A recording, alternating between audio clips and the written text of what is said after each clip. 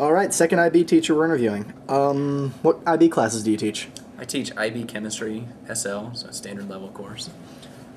How difficult or rigorous would you say that is in terms of just work or material? I would honestly describe it similar to like an honors level course. So it's not something that, sorry, pardon me. So it's not something that someone would need a whole lot of previous chemistry experience to take. They could come in with sort of maybe a semester of background in chemistry, just basic chemistry information, and be able to take the course and be just fine. There are some challenging portions of the course. I've been told that the first year is pretty easy, the second year gets pretty tough, and that makes sense because we do get into more detail in the syllabus as we get to the second year. That makes sense. What type of IB level or work do you end up doing in your class? I think the thing that separates IB chemistry from another chemistry class is mostly how the students have to design their own labs. Oh, goodness.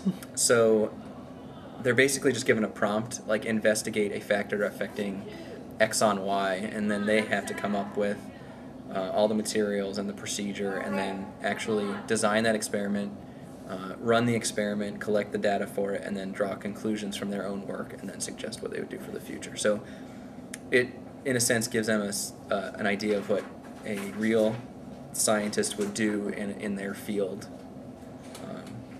in a pretty controlled way, because I can control what materials they do. So it's difficult, but it's not impossible, and I think it's daunting at first, but once students get through it, they realize some of them are not as tough as they thought they would be.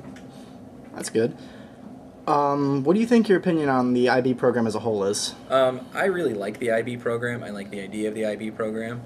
To be honest, I'm not sure when I was a student if I would have attempted it, so I give a lot of the people that do partake in the IB program and finish it a ton of credit, because going in being told what the amount of work it is, it's a very sort of a brave thing to do. But I really do like it. I like how it sort of takes a holistic approach to learning and linking all the subjects together.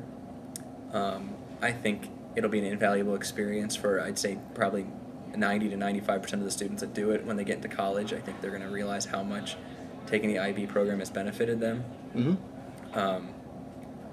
And I guess that's pretty much it. If you could suggest any improvements for IB, do you think you'd have any, or what would they be? I don't know about for the IB program as a whole. I think they've done a really good job of taking feedback and modifying their program as far as from the top-down sort of fixing things and making it more teacher and student friendly.